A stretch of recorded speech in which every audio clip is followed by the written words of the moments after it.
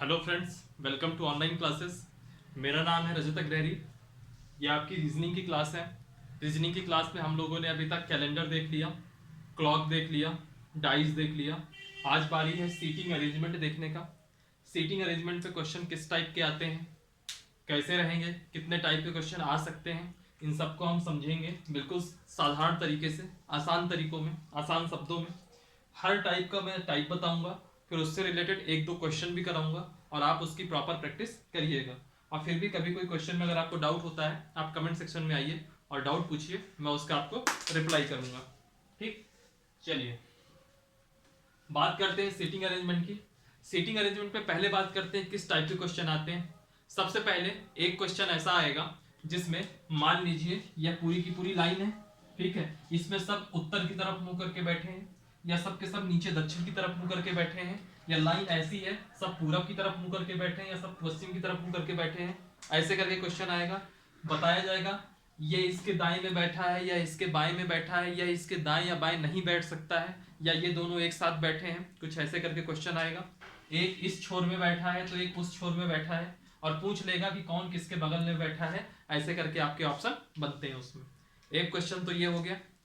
एक होता है राउंड वाला, सर्किल वाला, कि एक गोल मेज है, गोल मेज में 6 जन बैठे हैं, सब केंद्र की तरफ, यानी कि अगर यह मेज है तो सब इसकी तरफ मुंह करके बैठे हुए हैं, केंद्र की तरफ। और एक क्वेश्चन आएगा जो इस केंद्र से बाहर की ओर तरफ मुंह करके बैठे हुए हैं। फिर उनमें बताएगा, कंडीशन देगा कि कोई इस तरह बैठा है, कोई इसके बगल में बैठा है, कोई उसके बगल में बैठा है, कोई इसके ठीक सामने बैठा है। ठीक है, ऐसे करके क्वेश्चन आएंगे। पूछ लेगा कि कौन किसके बगल में बैठा है, सब वही क्वेश्चन बनते हैं। फिर एक राउंड टेबल की जगह कॉर्नर टेबल, सॉरी रेक्टेंगल या स्क्वायर टेबल आ जाएगी। और एक आ जाएगी मल्टी डायमेंशन। मल्टी डायमेंशन में क्या होगा, बहुभुजा, बहुभुजीय टेबल। उसमें क्या होगा, मान लीजिए कह दे एक पेंटागन करके शेप में है तो दो दो चार एक पांच ऐसे है, या फिर कह दे एक ऐसी टेबल है 6 जन बैठे हैं, या कह दे 8 जन की टेबल है ना। ऐसे करके क्वेश्चन पूछ सकता है। अक्सर आप एसएससी वगैरह में देखोगे तो ऐसे क्वेश्चन आते हैं। इवन यूपीएससी के सी सेट में भी देखोगे तो ऐसे क्वेश्चन आएंगे। एक तो हम इस तरह के क्वेश्चन देखेंगे। एक क्वेश्चन हम वैसे देखेंगे कि टोटल 30 बच्चों की एक पंक्ति है, बाएं से इतने नंबर में बैठा है तो दाएं से कितने नंबर होगा, ठीक, या दाएं से इतने नंबर में बैठा है तो बाएं से कितने नंबर में होगा। या किसी कोई लड़का है, एक पूरी पंक्ति है 30, कोई पंक्ति है, संख्या नहीं देगा, टोटल बोल देगा दाएं से इतने नंबर में है, बाएं से इतने नंबर में है, बताइए उस क्लास में टोटल कितने बच्चे हैं। ऐसा क्वेश्चन देखने में बहुत सिंपल होता है, हर बार हर एग्जाम में आता ही आता है। ठीक है, आप किसी परीक्षा को उठा लीजिए, वो आएगा ही आएगा।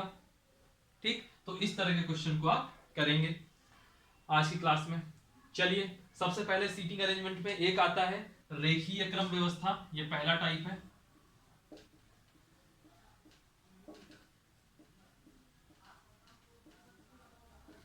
रेखीय क्रम व्यवस्था यानी कि बिल्कुल लाइन गई हुई है, उसके अकॉर्डिंग देखना है। मेरी बात सुनिएगा, ये लाइन है, ठीक, मान लीजिए सब उत्तर की तरफ मुंह किए हुए बैठे हैं, ठीक, ये मैं ऐसे खड़ा हो गया तो ये जो मेरा हाथ है, ये वाला मेरा हाथ है, ये लेफ्ट हैंड है। यानी कि अगर मैं इसके इधर आऊंगा, क्योंकि मेरा मुंह ऊपर की ओर है, यानी कि बिल्कुल मैं ऊपर देख रहा हूं, इस कंडीशन में ये मेरा लेफ्ट हैंड हुआ। तो इधर साइड, इधर साइड यह आपका कहलाएगा लेफ्ट, यानी कि बायां। राइट हैंड इधर है तो ये आपका कहलाएगा राइट, यानी कि दायां। मान लीजिए इनका मुंह नीचे की ओर होता, दक्षिण की ओर होता, यानी कि अब मैं ऐसी सिचुएशन में आ गया, ये मेरा राइट हैंड है, यानी कि अब राइट इधर साइड हो गया, और ये लेफ्ट हैंड है, यानी कि लेफ्ट इधर साइड हो गया। तो लेफ्ट इधर हो गया, राइट इधर हो गया। ठीक, ये करके इस तरह के क्वेश्चन आएंगे। इस तरह के क्वेश्चन में मैं एक एग्जांपल लेता हूं, तब आपको मैं और अच्छे से इसको समझा पाऊंगा। चलिए एक एग्जांपल ले लेते हैं। ये क्वेश्चन आ गया आपका, मैं क्वेश्चन पढ़ता हूं। 5 लड़कियां हैं, एक कतार में बैठी हैं, उत्तर की तरफ मुंह करके बैठी हुई हैं। सीमा, सीमा करके कोई लड़की है, एक एक स्टेटमेंट पढ़िएगा। सीमा रीता और शशि के बीच में है, रीता और शशि के बीच में है। जो ये लता है यह बाईं ओर है, लता जो है बाईं ओर है, किसके? रीता के तुरंत बाद। लता बाईं ओर रीता के तुरंत बाद है, और रीता बाईं ओर से दूसरी है। प्रिया कतार के एक छोर पर है, तो कतार के दूसरे छोर पे कौन होगा? यह क्वेश्चन आपका एसएससी में आया था। सन मुझे याद नहीं है कि 2012 है या 10 है, ये याद नहीं है मुझको, लेकिन एसएससी का क्वेश्चन है, इतना मुझे याद है। चलिए इस क्वेश्चन को करने की कोशिश करते हैं। आप वीडियो पॉज करिए, अपनी तरफ से कोशिश करिए, देखिएगा ये क्वेश्चन हो जाएगा, और नहीं भी होता तो मैं तो आप बता ही रहा हूं। 5 लड़कियां हैं, सब उत्तर की ओर मुंह करके बैठे हैं। उत्तर की ओर मुंह करने का मतलब समझ लीजिएगा आप यहाँ पे कि उनका लेफ्ट इधर होगा और राइट इधर होगा, ठीक? यानी कि लेफ्ट इधर और राइट इधर। अब बात आती है क्वेश्चन की तरफ, देखिएगा। सीमा यह रीता और शशि के बीच में है, यानी कि अगर यहाँ पे ये रीता बैठी है और ये शशि है, तो इनके बीच में सीमा होगी, ठीक? ऐसा उसने कहा। फिर इसने कहा लता बाईं ओर रीता के तुरंत बाद है, यानी कि लता है बाईं ओर, यानी कि बाईं का मतलब इधर साइड, इधर साइड है लता। किसके तुरंत बाद? रीता के तुरंत बाद। ये रीता है, रीता का तुरंत लेफ्ट ये हुआ, यहां पे कौन है? लता है, ठीक? अब देखिए, अब क्वेश्चन में कहा रीता बाईं ओर से दूसरी है, यानी कि अगर ये बाया है तो बाएं में पहले नंबर में लता हुई, दूसरे नंबर में रीता हुई, तो यह कंडीशन फुलफिल हो गई। इसका मतलब हुआ कि अब ये जगह यहां से पैक हो गई है। अगर रीता दूसरे नंबर में आएगी तो यहां सिर्फ रीता तक 2 ही लोग रह सकते हैं, तो एक लता हो गई और एक रीता हो गई। फिर इसने कहा प्रिया कतार के एक छोर पर है। अब कतार का ये छोर तो फुल हो गया, क्योंकि क्वेश्चन कह रहा है रीता बाईं ओर से दूसरी है, तो रीता ये दूसरे नंबर में आ गई, तो प्रिया कहां जाएगी? दूसरे छोर में जाएगी, तो ये प्रिया आ गई यहां पे। अब क्वेश्चन में कुछ भी पूछ सकता है, यह भी पूछ सकता है कि बीचों बीच कौन होगा, तो बीचों बीच हम कहेंगे सीमा होगी। यह भी पूछ सकता है शशि के दाएं कौन होगा, तो शशि के दाएं प्रिया होगी। यह भी पूछ सकता था शशि के बाएं कौन होगा, तो शशि के बाएं सीमा होगी। क्वेश्चन ने क्या पूछा है? कतार के दूसरे छोर पे कौन है? इस छोर में प्रिया है, तो दूसरे छोर में कौन है? दूसरे छोर में आपकी लता है। बिल्कुल इस तरह का सिंपल क्वेश्चन आएगा आपके लिए, ठीक? अगला क्वेश्चन देखता हूं मैं आपके लिए। अगला क्वेश्चन ये लीजिए, ये आ गया आपका अगला क्वेश्चन। यह आपका यूपीएससी आईएएस में आया था, यह सी सेट का क्वेश्चन है यूपीएससी का, ठीक? आप देख लीजिएगा क्वेश्चन का लेवल, और आप लोग कर पाते हैं कि नहीं। वीडियो पॉज करिए, इस पूरे क्वेश्चन को करने की कोशिश करिए, क्वेश्चन हो जाएगा, और नहीं होगा तो मैं तो बता ही रहा हूं।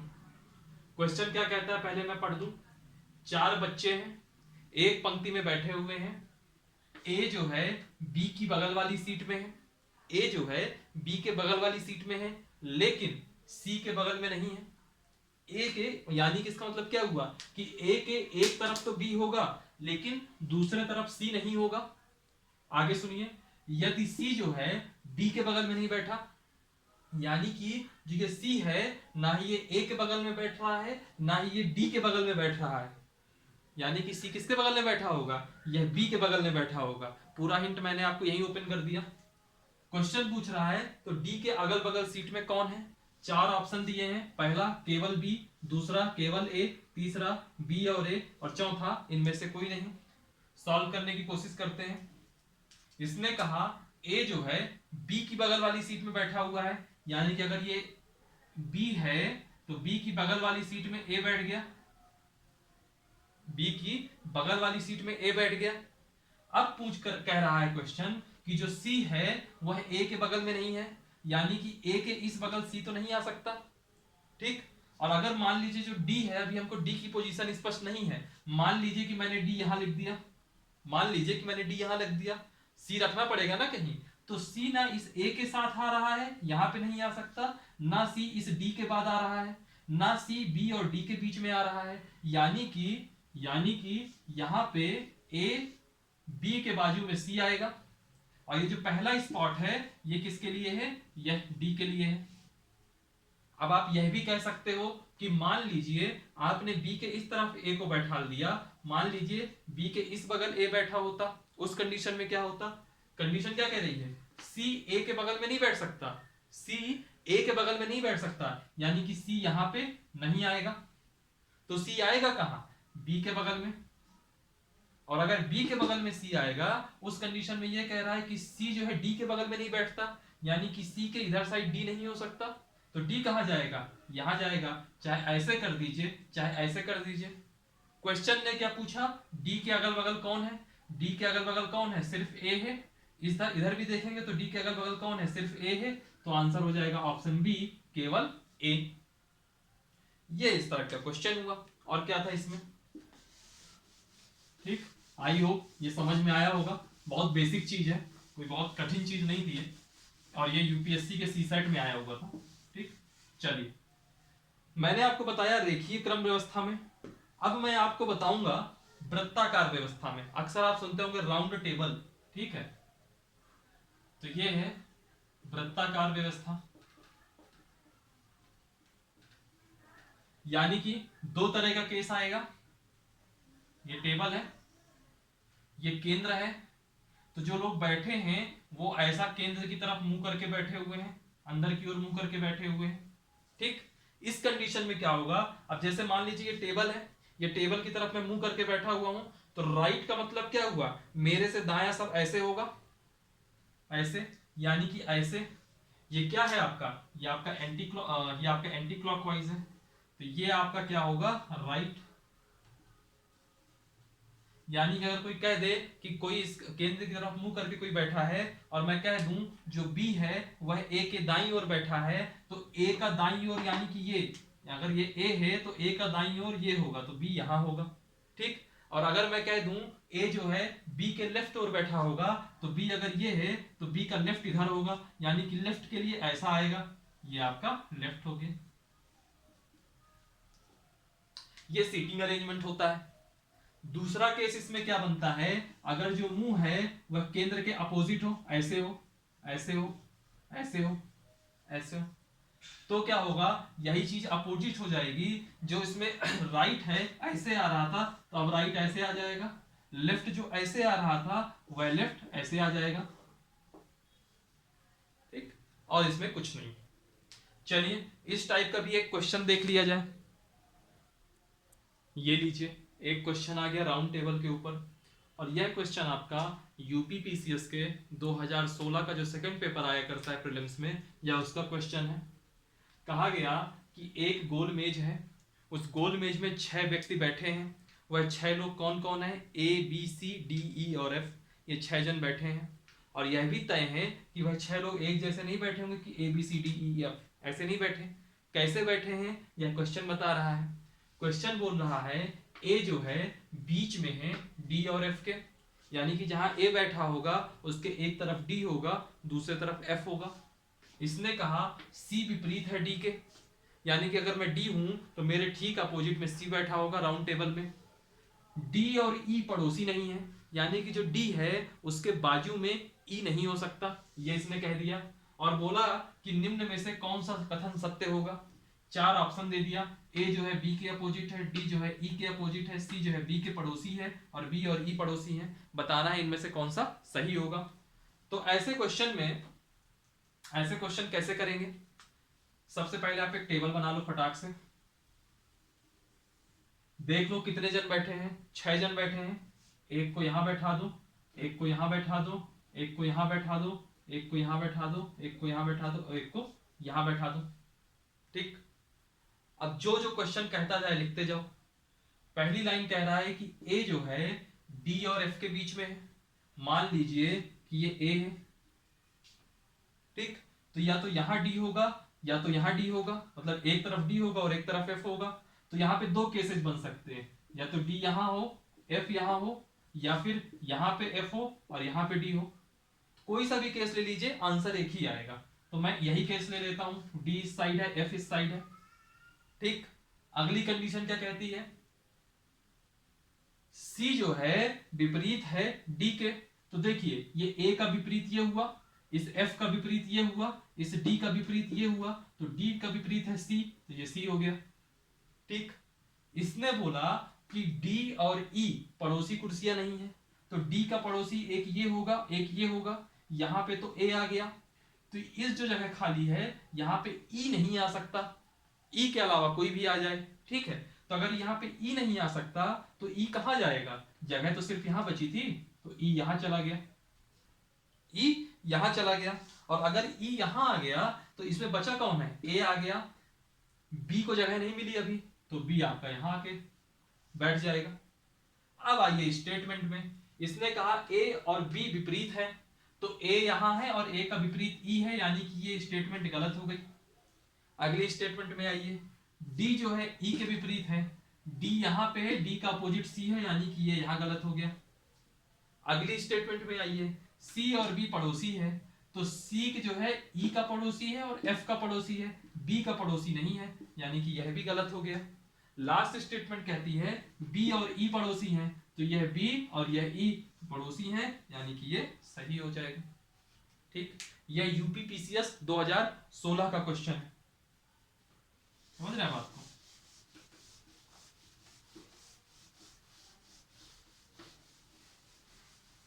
ठीक, ऐसे ही आप देखोगे तो रेक्टेंगल वाला आता है और एक आती है बहुभुजाकार क्रम संरचना। हम एक बहुभुजाकार क्रम संरचना का एक क्वेश्चन देखता हूं मैं, यह आपका एसएससी का रहेगा, अच्छा क्वेश्चन रहेगा, आपके सामने अभी क्वेश्चन आ रहा है। आइए इस क्वेश्चन को देखते हैं। यह बहुभुजा में है, बहुभुजा यानी कि अष्टभुज ले लिया है। क्वेश्चन मैं पढ़ देता हूं। 8 मित्र हैं, अष्टभुज करके एक टेबल है, हर कोने में बैठे हुए हैं केंद्र की तरफ मुंह करके।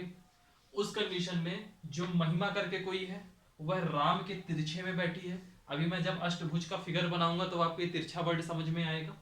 राम सुषमा के दाईं ओर है, रवि सुषमा के बगल में और गिरधर के सामने है, गिरधर चंद्रा के बाईं ओर है, सविता महिमा के दाईं ओर नहीं है लेकिन शालिनी के सामने है। ठीक है, सविता महिमा के दाईं ओर नहीं है लेकिन शालिनी के सामने है, शायद यही था, हाँ यही था। ठीक, सामने शालिनी के दाईं ओर कौन है। एक चीज बता दूं मैं, ये जो आपका होता है तिरछा और सामने दोनों एक ही चीजें हैं, इनको अलग अलग मत समझिएगा। अब आइए 4 ऑप्शन है, रवि महिमा गिरधर राम, आपको आंसर देना है। और ये क्वेश्चन कोई ऑर्डिनरी नहीं है, सीजीएल का 2010 का 2010 का क्वेश्चन पेपर में आप देखोगे तो ये क्वेश्चन आया हुआ है। कैसे करेंगे, अष्टभुजा है तो अष्टभुज की डिजाइन बना लीजिए। सबसे पहले 1 2 2 हो गया, फिर इसके बाद आप इसको एक ऊपर ले जाइए, 3 4 5, ठीक है, 6 7 और ये 8, यानी कि एक स्पॉट ये हुआ, 2 3 4 5 6 7 और ये 8। ठीक, इसका सामने ये हुआ, सॉरी ये दोनों ऐसे होंगे, इसका सामना ये होगा, इसका सामना ये होगा, इसका सामना ये होगा। फिगर और अच्छा बन सकता था, है ना। चलिए फिगर में एक बार और अच्छा बना देता हूं आपको ताकि समझने में आसानी रहे।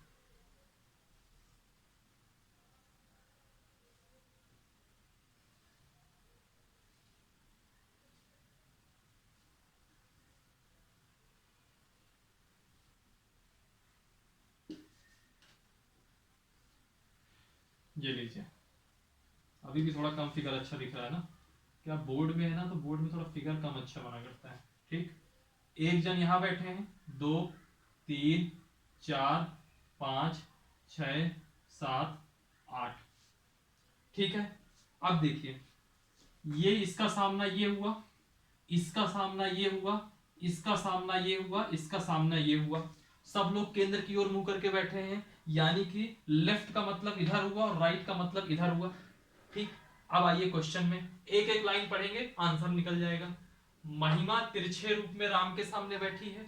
मान लीजिए ये महिमा है, ये वाली हिस्सा, ये जो लड़की है यहाँ पे, ये महिमा है। महिमा का तिरछा वाला यानी कि ये हुआ, यहां पे कौन बैठा है, राम। ठीक, राम जो है सुषमा के दाईं ओर है, राम जो है सुषमा के दाईं ओर है, यानी कि सुषमा यहां होगी, सुषमा, राम ये है। मैंने क्या बोला, लेफ्ट होगा इधर और राइट होगा इधर, तो लेफ्ट होता इधर, राइट होगा इधर, तो राम जो है, सॉरी हाँ, तो राम कहाँ है, सुषमा के दाईं ओर है, यानी कि राम लेफ्ट में है, सुषमा दाएं में है, तो सुषमा इधर ले आइए। राम सुषमा के दाईं ओर है, तो ये राम सुषमा के दाईं ओर हो गया। अगर यही हो जाता कि राम सुषमा के बाईं ओर है, तो सुषमा यहां से उठ करके यहां आ जाती। अगला स्टेटमेंट पढ़िए, रवि सुषमा के बगल में बैठा है और गिरधर के सामने बैठा है। सुषमा के बगल में एक जगह ये होती, तो यहाँ तो राम बैठ गया, तो सुषमा के दूसरी जगह ये रही, तो यहाँ रवि आ गया। ठीक, और रवि के अपोजिट कौन है, गिरधर है। रवि के अपोजिट कौन है, गिरधर है, तो ये गिरधर की लाइन है ना, यही क्वेश्चन था ना, हाँ सही है क्वेश्चन। ये आपका गिरधर की लाइन हो गई। वो क्या, मैं क्वेश्चन लिखता हूं ना तो कई बार मिस्टेक हो जाती है, वही देखना पड़ जाता है। और जो ये गिरधर है यह चंदा के बाईं ओर है, जो गिरधर है यह चंदा के बाईं ओर है, यानी कि चंदा के बाएं, चंदा के बाएं है गिरधर, तो ये रही आपकी चंदा, ये रहा आपका गिरधर। दो जन अभी और बचे पिक्चर में, देखते हैं। जो सविता है वह महिमा के दाईं ओर नहीं है, लेकिन शालिनी के सामने है। महिमा के दाईं ओर नहीं है, यानी कि महिमा के दाईं ओर जगह ये बसती, तो सविता यहां नहीं है, ठीक है, लेकिन शालिनी के सामने है, यानी कि सविता यहां आ जाएगी, और सविता के सामने वाला स्पॉट ये हुआ, तो यहां शालिनी आ जाएगी। बन गया फिगर आपका। साधारण भाषा में आप कहोगे कि जब हम इधर साइड करते हैं, मैंने अभी थोड़ी देर पहले जब राउंड वाला बताया था तभी बताया था, इधर चलेंगे एंटी क्लॉकवाइज तो आपका क्या होगा, राइट होगा, और इधर चलेंगे तो क्या होगा, लेफ्ट होगा। बहरहाल क्वेश्चन पूछिए, क्वेश्चन देखिए क्या है, शालिनी के दाएं ओर कौन है, तो शालिनी के दाहिने ओर कौन हो जाएगा, महिमा बाईं ओर है, रवि दाईं ओर है, आंसर हो गया रवि। इसी क्वेश्चन ने पूछ सकता था शालिनी के सामने, लेकिन शालिनी के सामने नहीं पूछेगा क्योंकि क्वेश्चन ने दे ही रखा था कि शालिनी के सामने सविता बैठी है। इसी क्वेश्चन ने पूछ लेता चंद्रा के सामने, तो सुषमा। इसी क्वेश्चन ने पूछ लेता चंद्रा के बाएं दाएं कौन है, आप बता सकते थे दाहिने महिमा थी, बाएं गिरधर था। तो इस टाइप के ये क्वेश्चन आते हैं। कुछ नहीं करना, जो भी क्वेश्चन में लिखा हो उस स्टेटमेंट के हिसाब से चलिए, और ये अपने आप को ऐसा स्टेबल करिए कि मेरे लेफ्ट, अपने आप को वहां फील करिए। इनमें से कोई भी एक कैरेक्टर, राम ले लीजिए कि आप राम हो, या महिमा कैरेक्टर आप अपने ऊपर ले लीजिए कि मैं महिमा हूं, तो मेरे लेफ्ट में कौन बैठेगा, मेरे राइट में कौन बैठेगा। जब आप अपने ऊपर ले लोगे तो एक इसके आंसर कभी गलत नहीं होते, और एक ब्लड रिलेशन के आंसर कभी गलत नहीं होते, अगर आप पूरे क्वेश्चन को अपने ऊपर ले लेंगे। ठीक है, फिर इसके बाद हम लोग आते हैं सीटिंग अरेंजमेंट में। सीटिंग अरेंजमेंट का जो दूसरा टाइप है उसमें क्या होगा कि जैसे मान लीजिए एक ये क्लास है, 30 बच्चों की पूरी पंक्ति बैठी हुई है, इसमें से पोजीशन बता देगा कि उसकी लेफ्ट से पोजीशन 9वीं है तो दाएं से क्या पोजीशन होगी, या दाएं से पोजीशन 10वीं है तो बाएं से क्या पोजीशन रही होगी, या फिर बोल देगा कि किसी पंक्ति में दाएं से किसी की पोजीशन 9वीं है, बाएं से उसी की पोजीशन तीसरी है, तो उस पूरी पंक्ति में टोटल लोग कितने होंगे। इस तरह के क्वेश्चन आएगा। मैं 3 फार्मूले लिखूंगा, 3 फार्मूले में सारे के सारे क्वेश्चन आ जाएंगे। जैसे मान लीजिए शॉर्ट फॉर्म में लिखूंगा ताकि आपकी समझ रहे। मान लीजिए टोटल बच्चे हैं, मान लीजिए पूछ ले टोटल बच्चे कितने हैं, बता दिया कि एक पंक्ति है उसमें रमेश का स्थान बाएं से 7वां है, दाएं से 6ठा है, तो उस पूरी पंक्ति में टोटल बच्चे कैसे होंगे, ऐसे करके कोई क्वेश्चन आ जाएगा। तो आप लिखोगे सिंपल भाषा में, टोटल बच्चे यानी कि टी बराबर उसका बाएं से कौन से नंबर का स्थान है, यानी कि लेफ्ट से कौन सा स्थान है, प्लस दाएं पोजीशन में कौन सा स्थान है, यानी कि दाएं साइड से कौन सा स्थान है, L प्लस आर, और जितना भी आएगा उसमें आप 1 का डिवाइड कर देंगे तो उस पंक्ति में टोटल बच्चे कितने हैं वो आ जाएगा, वो आ जाएगा।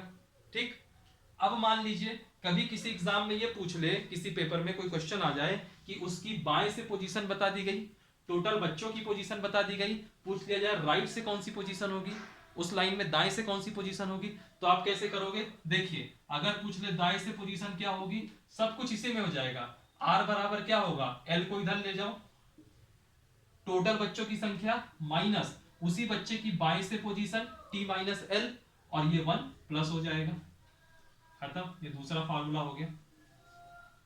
उसी क्वेश्चन में ये कह दे टोटल संख्या इतनी है, बाएं से पोजीशन ये सॉरी दाएं से पोजीशन ये है, तो बाएं से पोजीशन क्या होगी, तो बाएं से पोजीशन हो जाएगी एल बराबर T minus are plus 1।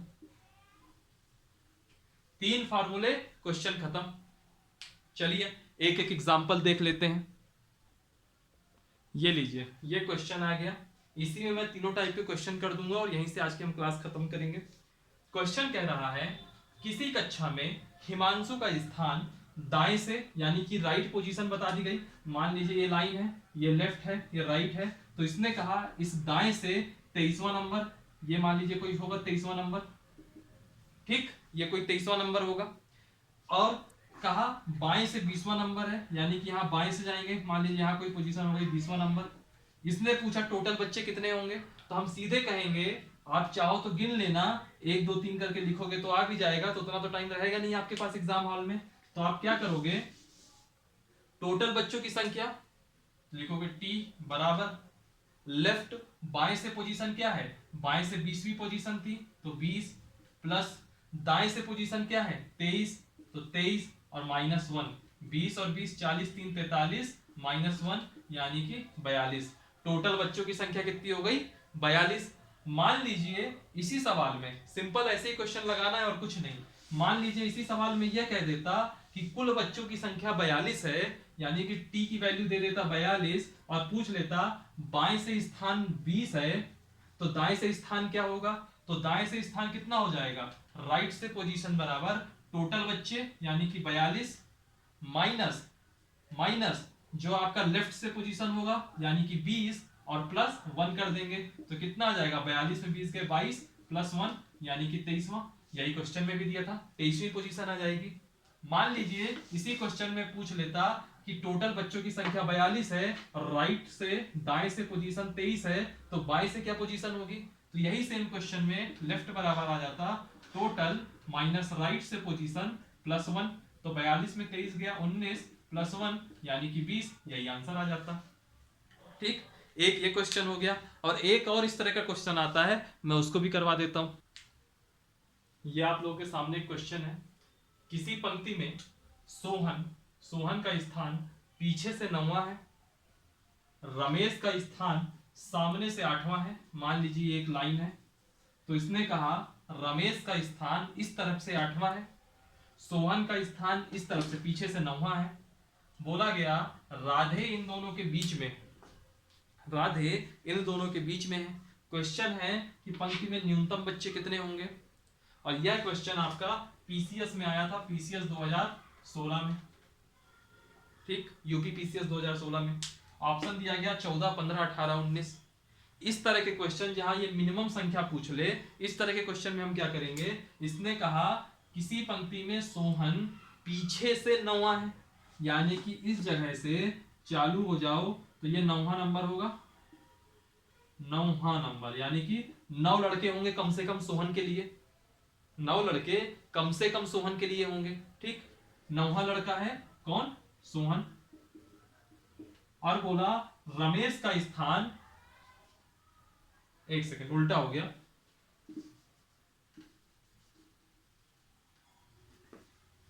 Sohan का स्थान पीछे से आ रहा है, तो पीछे से यहां पे आ गया 9वां, कौन है ये, सोहन। यानी कि सोहन को मिला करके पीछे जो है कम से कम 9 बच्चे होंगे।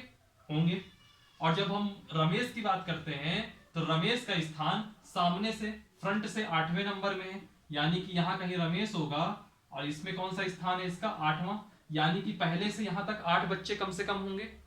और इसने बोल दिया मिनिमम इन दोनों के बीच में एक लड़का है राधे। अब बोला है मिनिमम बच्चों की संख्या, यानी कि रमेश के लिए यहां 8 बच्चे होंगे, सोहन के लिए यहां 9 बच्चे होंगे, और एक बच्चा राधे तो है ही, तो 8 प्लस 9 प्लस 1 आंसर कितना हो गया 18, सी सही हो जाएगा। मिनिमम बच्चों की संख्या 18 होगी।